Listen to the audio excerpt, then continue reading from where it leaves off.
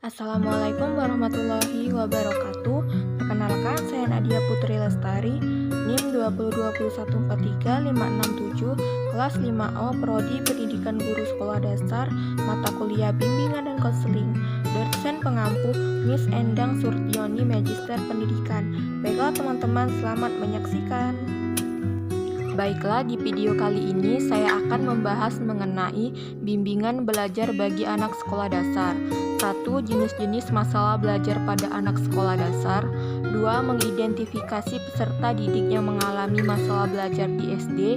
Ketiga, faktor-faktor penyebab terjadinya masalah belajar di sekolah dasar. Dan yang terakhir, upaya membantu peserta didik mengatasi masalah belajar.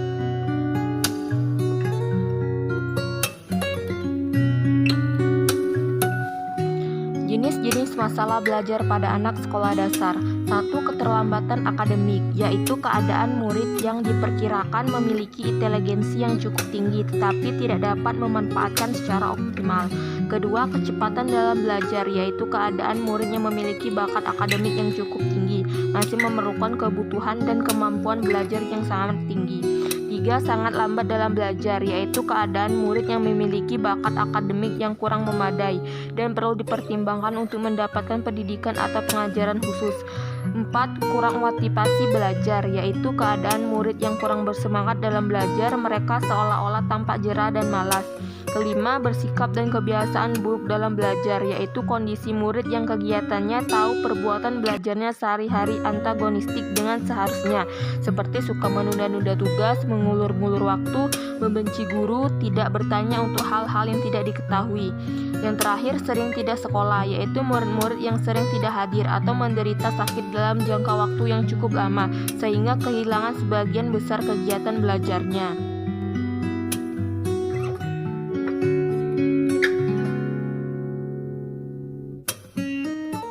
Mengidentifikasi peserta didik yang mengalami masalah belajar di sekolah dasar.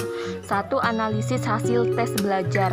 Melalui tes hasil belajar akan diketahui sejauh mana siswa telah mencapai tujuan belajar yang telah ditetapkan sebelumnya. Siswa dikatakan telah mencapai tujuan pengajaran apabila telah menguasai sebagian besar materi yang telah diajarkan. 2. Tes kemampuan dasar. Setiap siswa memiliki kemampuan dasar atau kecerdasan tertentu.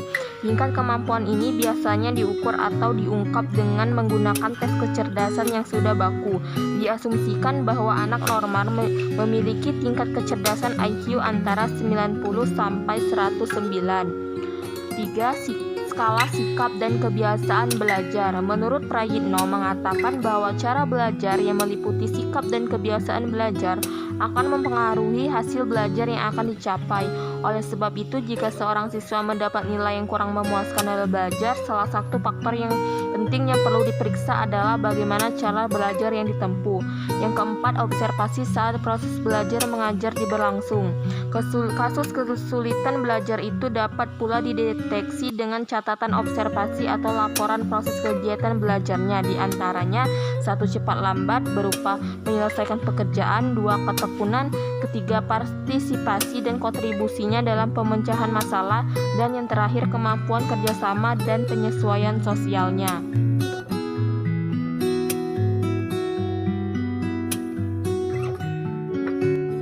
Faktor-faktor penyebab terjadinya masalah belajar di sekolah dasar.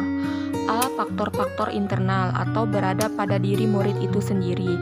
1. Gangguan fisik seperti kurang berfungsinya organ-organ perasaan, alat bicara, gangguan panca indera, cacat tubuh, penyakit menahun. 2. Ketidakseimbangan mental atau gangguan dalam fungsi mental, seperti menampakkan kurangnya kemampuan mental, taraf kecerdasan cenderung kurang. 3. Kelemahan emosional, seperti merasa tidak aman, kurang menyesuaikan diri, tercekam rasa takut, benci, dan antipati.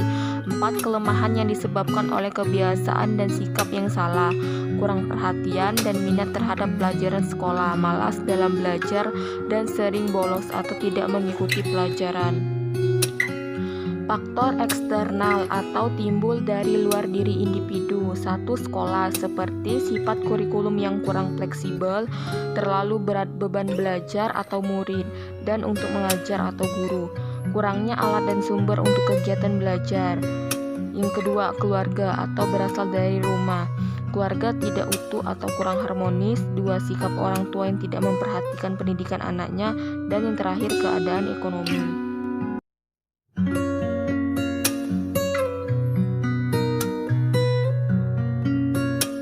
Materi yang terakhir, upaya membantu peserta didik mengatasi masalah belajar. 1. Mengumpulkan data siswa. 2. Mengamati tingkah laku siswa. 3. Guru harus mengenal peserta didik yang mempunyai masalah belajar. Dan yang terakhir, mengadakan komunikasi dengan orang tua siswa untuk memperoleh keterangan dalam pendidikan anak.